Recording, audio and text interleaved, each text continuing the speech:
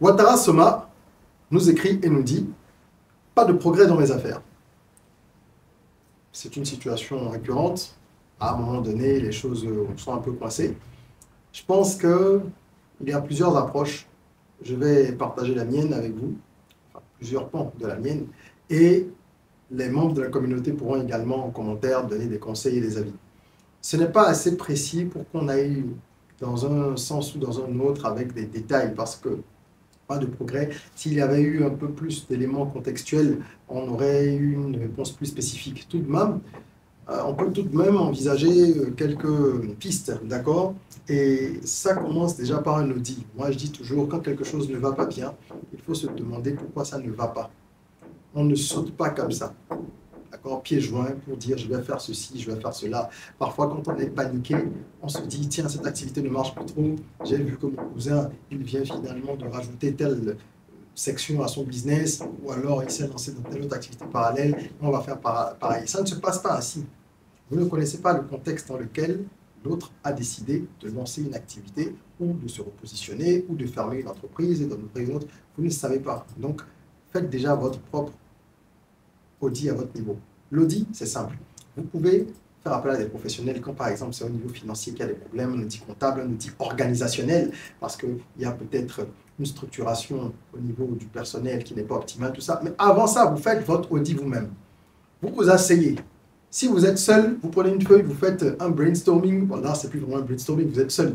Mais vous allez jeter des idées sur papier. Si vous avez des collaborateurs ou même des amis, des membres de votre famille, peut-être votre femme, des gens proches qui connaissent votre entreprise, vous réfléchissez avec eux. Qu'est-ce qui peut être à la base de ce que je vis? Et chacun va émettre des idées. C'est ça le principe du brainstorming, n'est-ce pas? Les idées les plus folles possibles, hein, les plus saugrenues même. Le but, c'est d'en arriver de toute façon à un moment à trouver ce qui fonctionne, ce qui ne fonctionne pas. Mais c'est en évoquant plusieurs choses qu'on va tomber sur ce qui est juste. C'est de la discussion que jaillit la lumière. Donc ne restez pas dans votre chambre. C'est la première chose en fait. Ne restez pas dans votre chambre ou dans votre bureau à déprimer. C'est trop souvent le cas. Les gens prennent un coup parce qu'ils sont en train de perdre de l'argent. C'est normal que ça affecte, que les choses ne se passent plus bien. Ils dépriment, ils sont là, ils ressassent dans leur tête. Vous n'allez pas trouver la réponse tout seul en étant enfermé chez vous. Vous connaissez le principe du think out of the box? Il y a 3 points sur 3 niveaux, ça fait 9. Et on vous demande de relier les points en 3 ou 4, je ne sais même plus si c'est en 3, je pense. En 3 coups de trait. 3 ou 4 coups de trait. Et pour le faire, vous êtes obligé de sortir du cadre des points. Et pourquoi les gens ne trouvent jamais la réponse, sauf quand ils connaissent l'exercice, déjà? Parce qu'on a tendance à ne voir les choses qu'avec notre prisme. Si j'ai toujours fait ça comme ça, c'est comme ça. C'est comme l'éducation. On m'a toujours dit que quand on doit manger, on fait comme ça, donc je ferai comme ça. Pour moi, ce que je peux faire au-delà de ça, en dehors de ça, eh bien, c'est inadmissible. Dans les affaires, on ne fait pas ça. Vous devez prendre de la hauteur. Prenez l'exemple d'un cube. Vous avez un cube devant vous. Si vous êtes en face du cube assis, vous verrez un carré. Et vous vous direz que la seule façon de faire, c'est ça. Il y a un carré pour vous, il n'y a rien d'autre. Surélevez-vous ou prenez un drone ou allez à l'étage et regardez. Vous allez voir maintenant, en fait, que c'est tridimensionnel et qu'il y a d'autres pans. Mais vous ne pouvez pas les voir seul. Il faut, enfin, dans la même position, il faut se déplacer.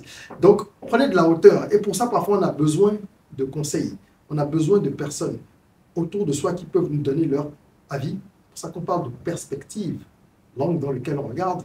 Ou alors, prenez un coach, vous booker une séance de coaching avec moi, le lien en commentaire. Vous pouvez voir n'importe quel autre coach ou consultant capable de vous éclairer, de vous aider, d'accord, à y voir plus clair pour prendre de bonnes décisions. Donc ça va être l'audit, ça va vous permettre déjà de pouvoir statuer sur ce qui ne fonctionne pas, ce qui fonctionne, etc., etc. Si vous avez des avis clients, des feedbacks clients aussi, prenez-les en compte. Ce n'est pas une bonne chose que de négliger les feedbacks et les critiques des clients. Le client qui te dit que tout va bien, ça te fait sourire. Celui qui te dit que les choses vont mal, ça te fait gagner de l'argent sur le long terme. Ça te construit. Après, le discernement vous permettra d'éliminer les critiques méchantes qui ne sont pas constructives de celles qui sont constructives. Et attention, une critique méchante peut être constructive. C'est à vous de voir ce qui est vraiment. D'accord? Ensuite, il faut repenser votre stratégie marketing de façon générale. On ne lance pas une balle contre le mur tout le temps en espérant qu'il se passe autre chose qu'un rebond. C'est Einstein qui disait ça, que c'est être absurde c'est souffrir de folie que de lancer une balle contre le mur et d'espérer qu'elle fasse autre chose que rebondir. Donc, si ce que vous avez mis en place jusqu'à présent, ça a fonctionné plus ou moins et que maintenant ça ne fonctionne plus, il faut faire autrement. Et ça, le marketing va beaucoup jouer. Donc, je ne peux pas donner une technique précise parce que ça dépend de votre situation, de votre business, de vos moyens. Encore une fois, soit vous vous faites accompagner par un spécialiste, soit vous faites des recherches et vous apprenez ce qui peut être une alternative à la situation actuelle pour vous renouveler. Un business, on est en perpétuel renouvellement, même quand ce sont les mêmes articles, les mêmes services. D'accord? Vous avez la possibilité aussi de diversifier vos sources de revenus. Si vous avez une activité qui ne fonctionne pas suffisamment bien et que vous ne voulez pas l'agrandir parce que ça ne marche plus trop, bon, peut-être que vous allez prendre autre chose tranquillement et vous dire bon, moi je fais autrement, je vais changer de point de vue, je vais regarder les choses avec un autre œil, et voilà. Qui ne tente pas des choses nouvelles ne peut pas savoir ce que ça donne. C'est important. Et demandez du soutien, je vous le dis. Chaque personne dans son rayon, il y a des gens dont c'est le boulot, ce sont des spécialistes. Moi, je suis business stratégiste depuis une douzaine d'années, j'accompagne des clients d'un peu partout dans le monde, dans leur business, en les aidant à mettre en place des stratégies opérationnelles, percutantes, et à accélérer leur croissance. D'accord? Donc, voilà un petit peu ce que je peux dire, hein, sans être trop long. Et pour finir, je veux vous inviter à regarder vos concurrents avec bienveillance. Ça fait bizarre, hein. Quand je dis bienveillance, c'est une manière de dire que vous ne devez pas être en train de tirer sur les concurrents tout le temps. Allez regarder ce que vos concurrents font. Un concurrent qui gagne plus d'argent que vous, même si vous n'avez pas ces chiffres. Un concurrent qui, apparemment, a une activité qui prospère. Allez à son école. Vous n'allez pas aller chez lui, taper à la porte, vous asseoir et boire un thé avec lui. Hein. C'est pas ça. C'est la compétition. Mais c'est comme dans le sport. Que fait un joueur de tennis avant un match? Il étudie avec son coach la stratégie de l'adversaire. Dans le foot, le basket, c'est pareil partout. Dans les affaires, c'est pareil. À partir du moment où deux personnes sont en compétition, deux personnes physiques ou morales, deux ou plus, il faut regarder ce que fait l'autre. Premièrement, pourquoi? Parce qu'il y a peut-être des choses qu'il fait bien. S'il y a des choses qu'il fait bien que vous pouvez copier, vous implémentez. Ensuite, il faut regarder ses points faibles, ses failles. Et vous devez taper là.